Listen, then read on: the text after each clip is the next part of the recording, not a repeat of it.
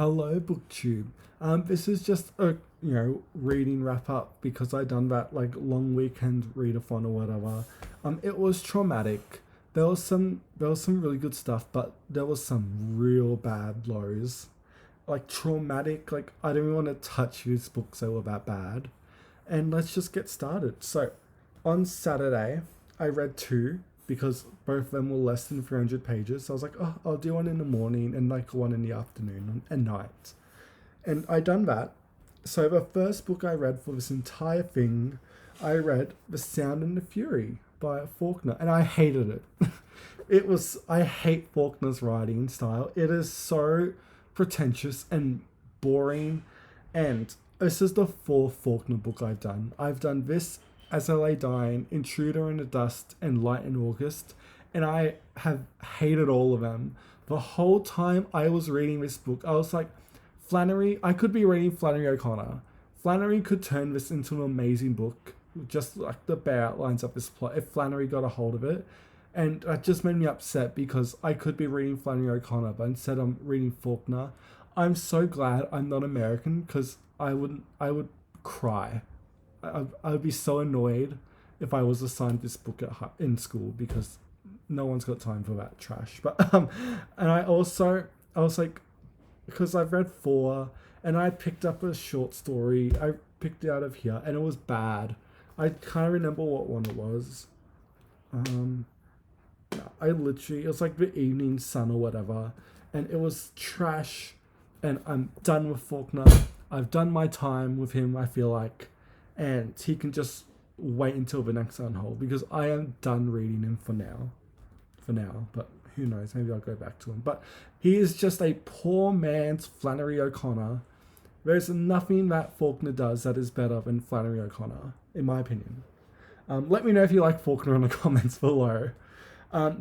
So I got through that, and I was like, I'll do the next second shortest thing, and I sat down to read Portrait of the Artist as a Young Man, and this by far was the worst Joyce book I had to sit through. I've sat through Dubliners, I've read Finnegan's Wake, and now this, and I know I read this so soon after finishing Finnegan's Wake, but this was somehow worse. I honestly feel like it is. It's more on the nose in terms of Joyce being pretentious. Like the whole it's partially about Joyce's life. It's just so, I just hate it.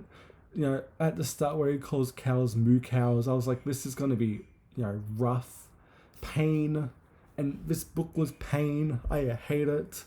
And I feel bad. I don't even want to touch it. Like it's going, and I can't wait because next month I'm gonna be doing Ulysses. I'll do a chapter a day or whatever, and I can't wait to further expand my relationship with Joyce.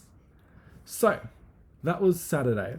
Sunday, Holy Sunday. I was like, I'm gonna do the creature herself, the queen, of my life. And that is Marjorie Kemp. I reread the book of Marjorie Kemp, and it was so much better than those other two books. I love Marjorie. She is such an entertaining, figure, person in her books. Her sayings are iconic. There's one of my favorite ones is where her husband demands sex and she turns him down, and oh my god, I've got to find it quickly, but I literally was like, I need to highlight this. So here it is. So Marjorie's husband's like, let's do the sex or whatever. And Marjorie replies, and this is obviously a modern English translation, but Marjorie goes, I may not deny you my body, but the love and affection in my heart is drawn away from all earthly creatures and fixed on only God. That is the ultimate mood killer. I love Marjorie. She is one of my favorites writers ever. Probably the first person that ever traveled. I just love her so much. She is so entertaining. I never get bored reading this because she is so every page, every tear she sheds is just so entertaining to read, for me at least. I know it's pretty painful for others, but I loved this reread. It was amazing. And if you haven't read Marjorie Kemp, what are you doing with your life? Because Marjorie is like one of the greatest works. Like, she's just one of the greatest writers I've ever read. I know it's weird to say, but yeah, pick up the book of Marjorie Kemp. This is like the first autobiography in English too, so you can tick that off your list too. It's a shame she never wrote anything else, at least that I know of. And then oh my god, Monday, sorry. On Monday, I don't know days. I was gonna do The Gold Rush by David Hill, that non-fiction, but I looked at it and I was like, yeah, nah, not today. And because I recently got a new like bookshelf quote. It's actually like an old TV shelf I found on the side of a street, and I took it and I made it into like a romance bookshelf instead of just having stacks on like that desk that you can see. But because next Tuesday there is a new Nora Roberts coming out, like Hidden Natures or Hidden something, I don't know. And it looks really good. And I thought, I've got to step back into my Nora Roberts game. And I picked up, and I've had this one for a while. I got it when it came out, but I forgot I had it. And I read Identity. And this was so refreshing. This is tried and true Nora Roberts standalone suspense thriller. If you love Nora doing like that type of genre, pick this up. It is tried and true. It's probably not my favorite standalone she's done. I love Whiskey Beach. Give me Tribute. Give me Shelter in Place. The Obsession. Just a bit more over this, but Identity was so lovely. And yeah, if you like Nora Roberts like I do, pick it up because it's lovely. So that was just a quick reading wrap up of, I don't know, the weekend or whatever.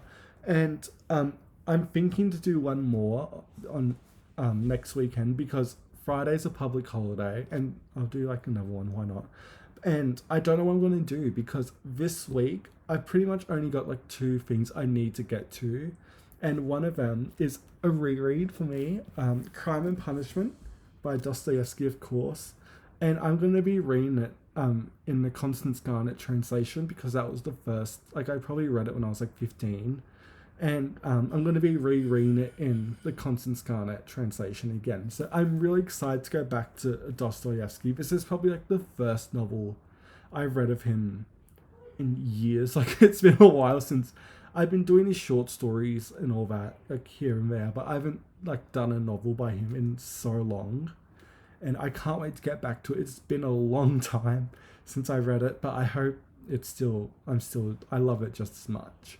And the other thing I've got to do, I've got to look up the name.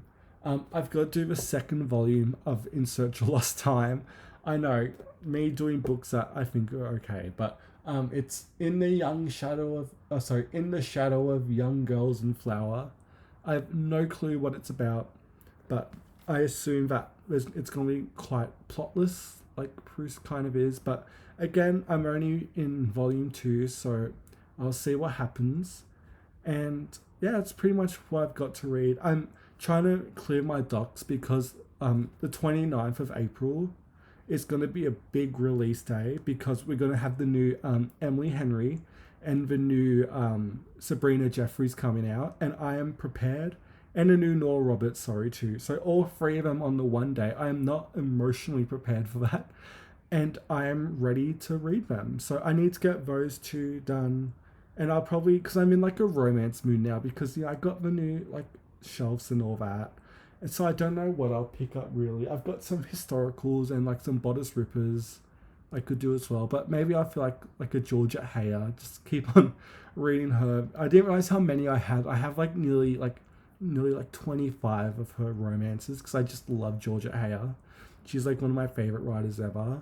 So I don't know what I'll do, but pretty much this week it's going to be Crime, Punishment and In Search of Lost Time.